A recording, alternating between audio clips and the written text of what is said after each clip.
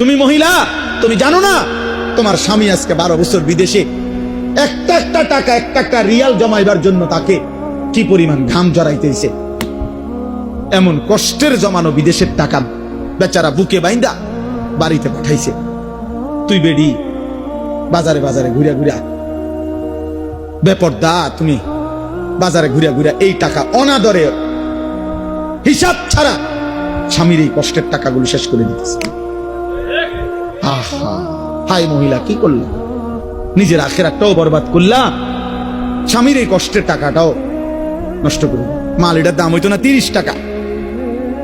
হে বুড়ির একটা আইস দিছে, আইস দিয়ে গেছে আপা যে কোনো কারো কাছে 450 টাকা বেশি। সবাই দ্বারে দাম কইয়া কি আর লাভ আসেনি? ইতান সবারই কইয়া কি আর বুঝবো নি? আমনে যেহেতু বুঝের মানুষ, আমনে 50 টাকা চান, 400 টাকা আফার লেগে চান, চার দাম হইলো 5 টাকা, আপনারে ধরাই দিছে 350 টাকা। মালের দাম হইতো না 30 টাকা।